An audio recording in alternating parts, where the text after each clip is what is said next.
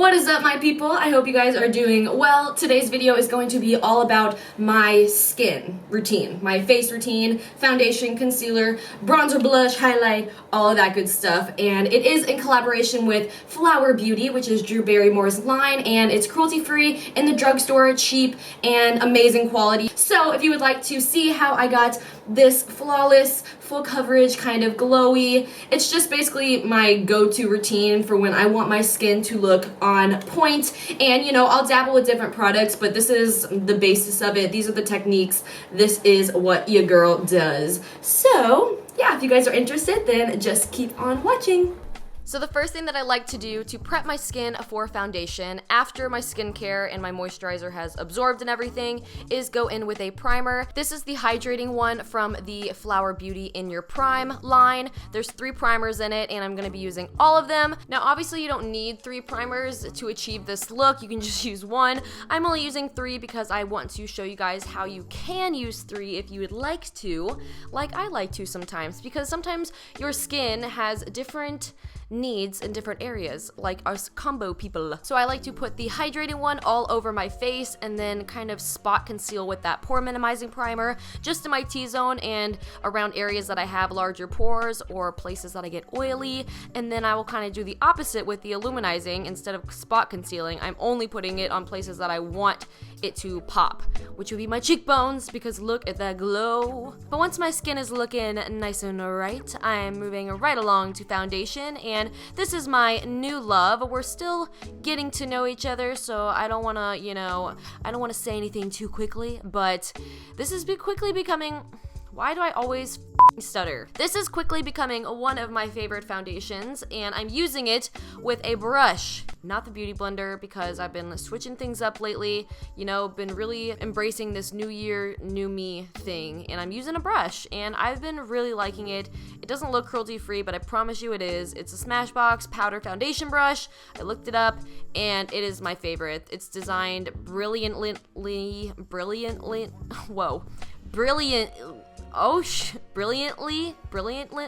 I feel like brilliantly is wrong. Has to be another syllable there. Brilliantly. I don't know. Moving on to cream contouring, I'm taking my Contour is a Girl's Best Friend palette by Velvet 59, and I'm taking that on a little stippling brush from NYX. These are my favorite kind of brushes to use with creams because they just blend it out so effortlessly, and it makes it really diffused looking. And the way that I have discovered to do cream contouring, if you will, or at least this is how it works for me, is I always have to put the product on a brush first and then apply it to my skin and go straight away in blending. Like, I can't do these lines on the side of my cheekbones and on my forehead and on the side of my nose. I don't know why. I just feel like when I do it this way, it doesn't come out as muddy or patchy as when I do it the other way, when I put it directly on my face. I feel like when I do it that way, it just disrupts the foundation underneath, and then that's why it kind of goes all patchy, because I don't have that even layer underneath anymore because of all the blending that I've had to do, because it's harder to blend when it's just a thick line on your face, if that makes any sense. I don't know. Okay, so I'm switching brushes. This is just a shader kind of flat eyeshadow brush, and I'm taking a little bit more of that cream bronzer shade and just going down the sides of my nose. I try not to worry about this part too much because for my nose, it really doesn't make that much of a difference whether I contour it or not, and sometimes it honestly looks better if I don't mess with it, but I do like to just run some bronzer on the sides and on the tip right there, and then highlight the tip because I love highlighting the tip of my nose, and I just think this adds a little bit of definition and just kind of makes my whole face come together a little bit more. I don't know. I don't do this all the time, but I'm doing it for this look. And then of course I will just take that same duo fiber that had the bronzer shade on it and just blend it all out just to make sure it doesn't look too crazy. So funny, Alison. Okay, going in with concealer, the Huge Tarte Shape Tape, and I'm actually blending that out with the Tarte Beauty Sponge as well, so this is just a whole bunch of Tarte under the eyes, but not on the face, I'm gonna tell you that right now. It ain't on my face. Something is honestly wrong with me. No, I actually do have the PR package for that, and I'm thinking about doing a video because I mean, I want to try it too. Like, I know everybody and their mom has already tried it and hated on it, but I want to hate on it too. I'm just kidding. I actually love Tarte. They're my favorite cruelty-free brand, but they done fucked up. But even with that being said, Shape Tape is still the best concealer and still what I will always use when I want my skin to look as best as it can be, because that it's just the dopest concealer. It's just, we can't hate, okay? They did something right. They did something right in this world. And that sponge is bomb too, but yeah, they fucked up.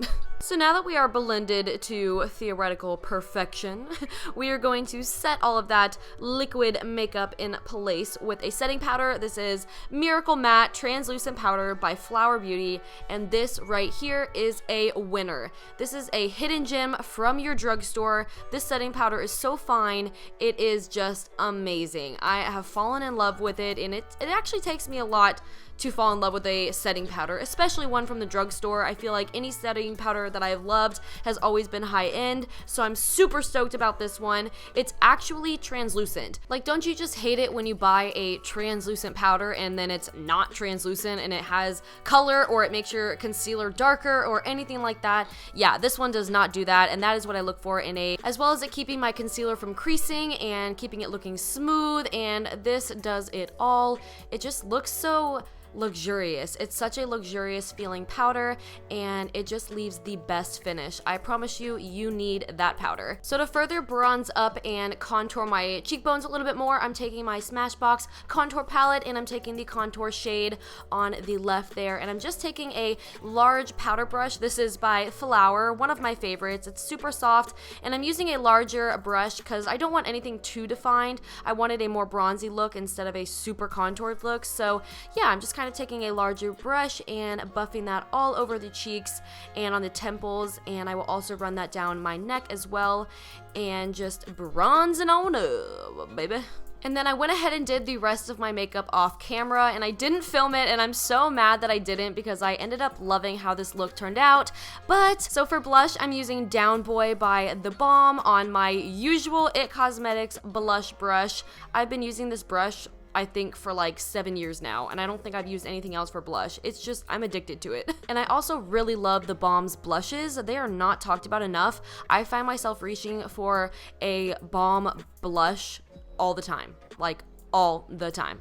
And to get that glowing skin that we all love and adore, I'm using a new palette to me. This is the Spotlight Highlight Palette from BH Cosmetics. So again, super affordable, and you get 6 highlight shades that are, you know, wearable colors. They're not some outrageous highlight shades that you're never gonna get any use out of. I think this is such a good bang for your buck type of palette, and look at this highlight. It was beautiful. It was really creamy. It wasn't chalky at all. This gave me such a stunning highlight. It was perfect for my skin tone, and I was in love. I really liked it. I really liked it. And again, I'm using the usual Sigma tapered highlight brush to highlight, and I'm also hitting that on the forehead, the tops of the eyebrows, the the tip of the nose, the Cupid's bow, and then I'm taking that under the brow to highlight, and on the inner corner also to highlight. And after that is completed, then that is pretty much the end to this look. So now you can just let your hair down. I can let my head down. I can say anything.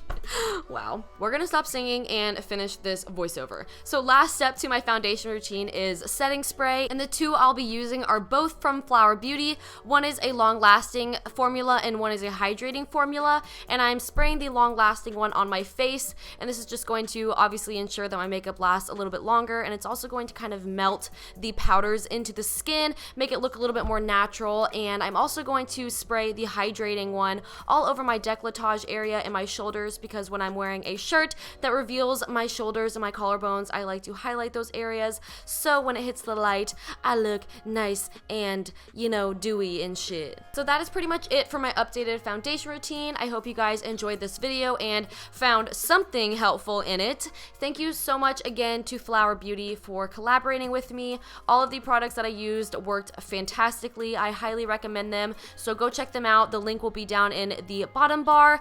And yeah, thank you so much for watching. I love yas, and I will talk to you guys in my next video. Bye!